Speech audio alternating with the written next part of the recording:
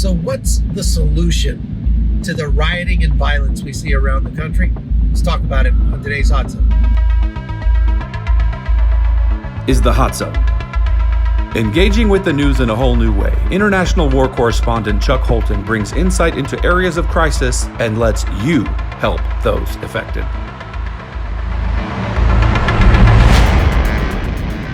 Hey folks, Chuck Holton here. Thanks for watching the Hot Zone. I'm, as you can see, on the road again. Actually, I've been driving now for about 19 hours.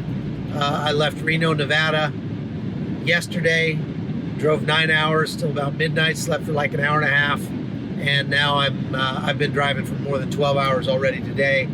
I've got to get this car from Reno, where my mom lived, to our place in West Virginia.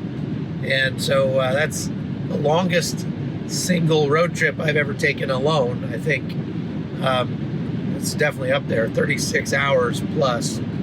But I've been doing a lot of news, a lot of interviews with a lot of different outlets about what went on and what is still going on in Portland and in Seattle that I saw, and indeed is happening all around the country. And one of the things that I've been asked over and over again is, what's the solution here? What do we do about this? I mean, how do we stop this violence that we're seeing? Well, I think first of all, there are some, I want to talk about that today.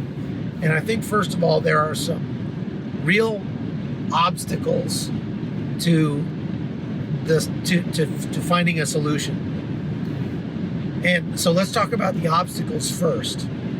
The first and biggest obstacle is the fact that the local governments in these areas, whether that's Portland, Seattle, Oakland, California, Denver, Colorado, Baltimore, Washington, D.C., whatever, those governments are not only not condemning the violence, they are actively encouraging the violence. And that's a horrific thing to see. It's un-American, it's criminal, I believe, and probably treasonous.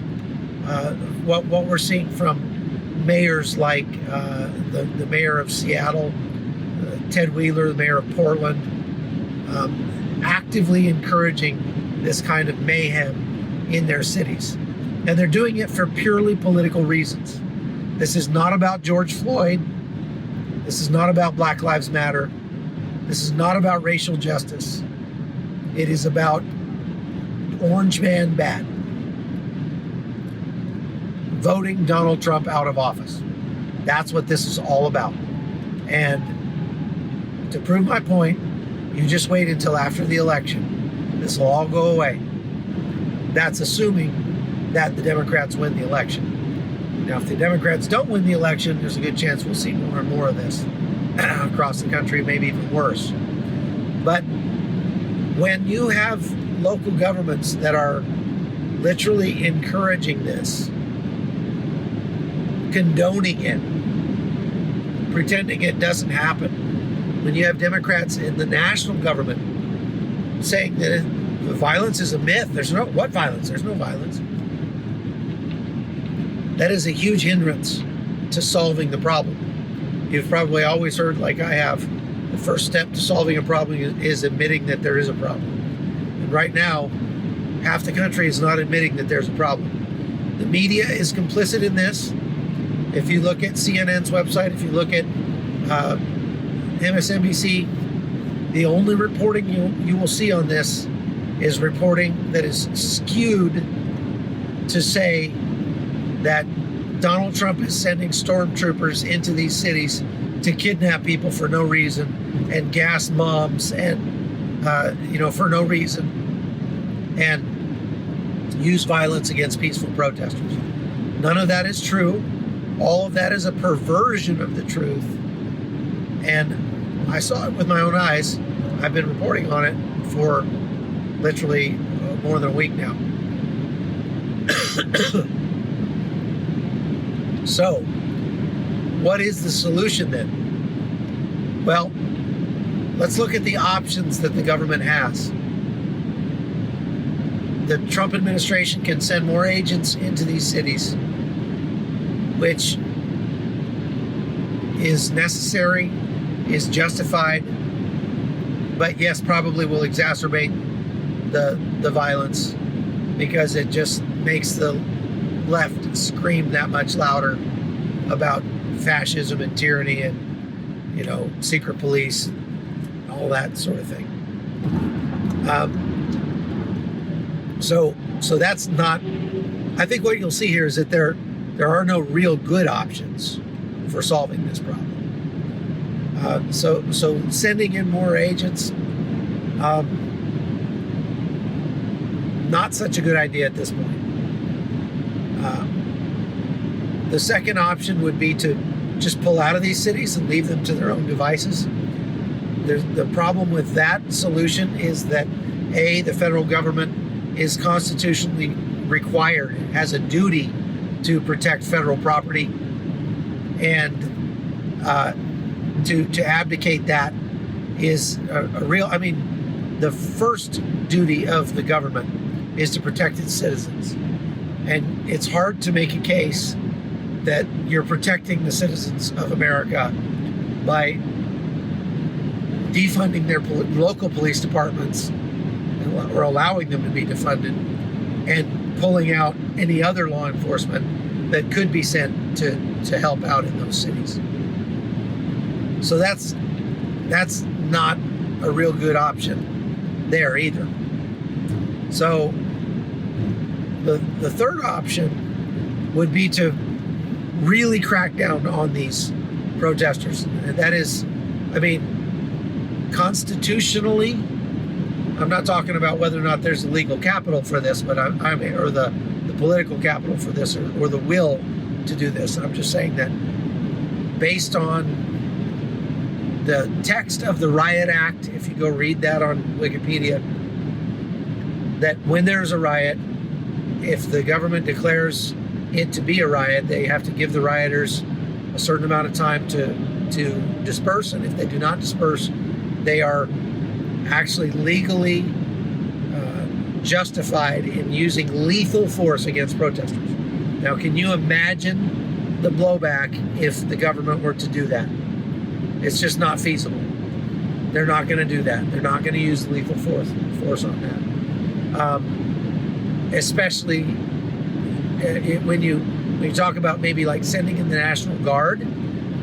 Well, that's an option, but because the local governments and state governments are vehemently against Donald Trump, and the local police forces are not being allowed to participate, the state police forces are not being allowed to participate, the governor, as the commander-in-chief of the National Guard, will not join the federal government or cooperate with the federal government, and will indeed probably go up against the federal government to try to stop them from doing anything about it.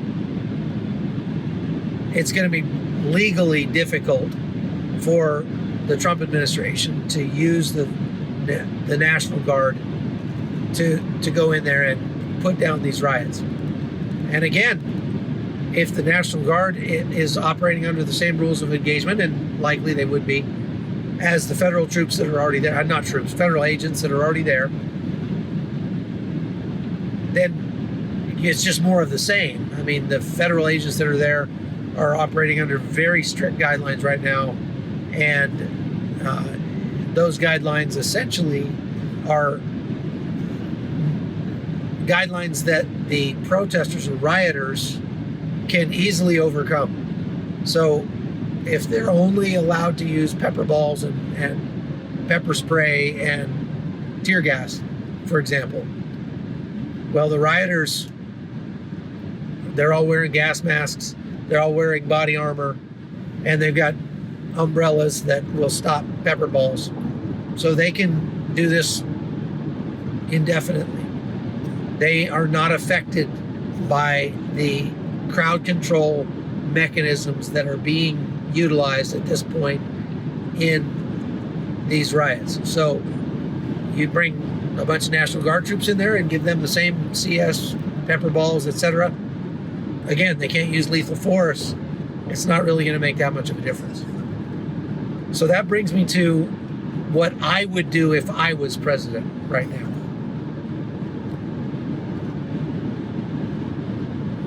If you go to Iraq and Afghanistan, these are very similar situations in some ways, because you often have a hostile populace that doesn't want you there, but you've got troops on the ground, and you've got to keep them safe, and you've got to safeguard the edifices and facilities. So you've got facility security to do on embassies and buildings like that, military bases, stuff like that. So, and you're very often in a place where politically you're not allowed. There's no political will to let you just willy-nilly kill local Afghans or Iraqis who are protesting and yelling and screaming and throwing things at you. If they're not an actual lethal threat to your troops, then typically the rules of engagement are very similar. You're not allowed to shoot live rounds at them. Their own governments will. If you go to Iraq right now, when protests get out of hand in Baghdad, the Iraqi forces and police just shoot real bullets at them, and they kill a bunch of them and drive them off. And they'll do that all day long. They don't care. But unfortunately, our troops are not allowed to be honey badger and not care. So they've got to operate under similar rules of engagement. So what they do is they focus on passive security measures rather than going out and taking on the protesters, shooting them with pepper balls, whatever. They build very fortress-like fences and stuff around the facilities that they have to protect. So that's really what I would do if I was the president and had my way in Portland and Seattle and whatever. The facilities that need to be protected. I mean, we've seen this in Portland. We've seen it to some extent at the police stations in Seattle. They're bringing in barriers, whether they're fences or concrete blocks or things like that, but they're not going to the extent that you see in Afghanistan and Iraq, and they need to. So instead of a 6-foot tall fence that's easy to defeat, they need to put up a 20-foot T-wall. That's a solid concrete wall that is connected together on the top with cable all the way around that courthouse. And you know that it's going to be much harder to throw things over that. In Afghanistan, they will put things on top of that T-wall, like chain link fencing that goes up another 10 feet or so, which makes it very difficult to lob anything inside there. So you can spray paint the outside of that fence all you want, but you're not going to climb it, and you're not going to blow your way through it. And it's ugly as sin, but it's effective. And I believe that that's what we're going to start to see in American cities, around courthouses and around, I mean, really, we are going to become a nation under siege. We're going to become a nation that looks more like Baghdad than looks like, the night Cleveland or Columbus or someplace like that looks nice, where we don't need fences around our institutions because people support our institutions. As the institutions in America lose the support of a large percentage of the American public, what you're going to see is this increase in passive security measures that are large and ugly but effective. And that's what it's going to have to be. So that's my 2 cents on the matter. Feel free to like and share. Thanks for being a part of the Hot Zone. I'm Chuck Holt, and we'll see you again next week. The Hot Zone is produced by Amy Holton and Livefire Media. Copyright 2019.